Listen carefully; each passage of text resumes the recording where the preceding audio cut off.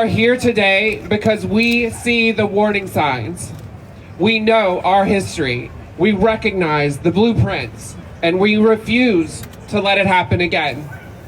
The forces of fascism are on the rise again in America, backed by billionaires like Elon Musk, propped up by hate factories like the Heritage Foundation, and spearheaded by Donald Trump, who has made it his mission to erase trans people from public life. They tell us their intentions plainly. They want to strip us of our rights, our identification, our access to health care, our ability to vote, our very place in society. But this is not just an attack on trans people. It is an opening salvo in an attack on all working people. It is an attack on democracy itself. We have seen this before. 91 years ago, the Nazis came for queer and trans people first, raiding and ransacking the Institute for Sexual Science in Berlin, burning research on sexual orientation and gender identity, destroying lifetimes of knowledge in an attempt to erase us. Then gay and trans people were forced to wear pink triangles and were sent to the camps. And now in 2025, they come for us again. Banning books about us, criminalizing our health care, erasing us from the NIH and other government websites, and attempting to drive us back underground. This war against trans people is a carefully calculated strategy. In 2015, within a year of the Obergefell decision, the Heritage Foundation, Alliance Defending Freedom, the American Principles Project, and their allies began to openly strategize ways to restrict and eliminate trans existence, manipulating public perception by conflating our identities with perversion and harm. Conservatives use these think tanks to manufacture a moral panic, to claim that trans healthcare is dangerous, despite overwhelming medical consensus affirming its necessity. They are not protecting children. They are weaponizing them. But the statistics prove their lies. Trans people make up only a tiny fraction of the population, yet we are painted as an existential threat. Less than 0.5% of transgender minors receive puberty blockers, yet they claim it is an epidemic. The data shows that trans healthcare is life-saving and regret rates are less than 1%. Their attempt to eliminate our access to healthcare is not about safety. It's about control. We must recognize the hypocrisy of their arguments. They claim to fight for fairness in women's sports, yet they refuse to equitably fund or promote women's and girls' athletics.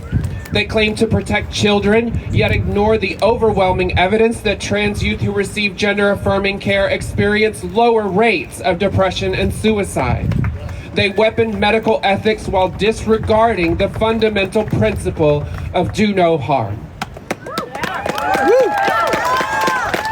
But again, this is not just a war on trans people. This is a war against all, marginalized folks, working class people, The oligarchs use us as scapegoats to divide us, to keep us fighting each other instead of fighting them.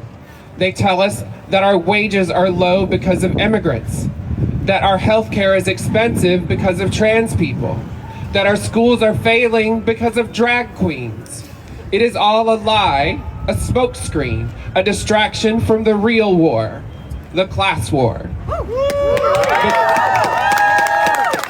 Because while they strip away our rights, they hoard wealth.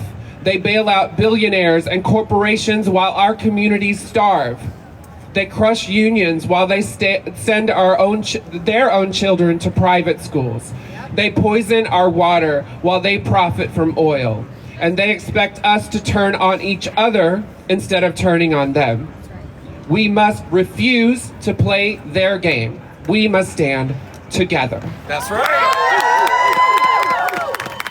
If you are cisgender, if you are straight, if you are able-bodied, if you are white, this is your fight too.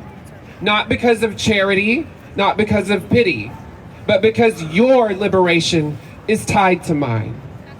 Because when they come for us today, they will come for you tomorrow. Because a government that can erase trans people from existence can erase any group that stands in its way. And because we cannot win the class war if we allow the ruling class to divide us. So we must link arms across identities, across struggles, and we must push back with everything we have. We must defend our trans siblings, not just with words, but with action. We must organize. We must strike. We must shut it all down if we have to. We must be unfucking governable in the face of fascism. They want us to be afraid. They want us to shrink. They want us to disappear. But we will not. We will not. We are here. We have always been here. Yes. And we will not be erased. We will not be erased. To those in power, hear this. We are done pleading for our goddamned existence. Yes. We are done negotiating our humanity. We are done waiting for permission to be who we are.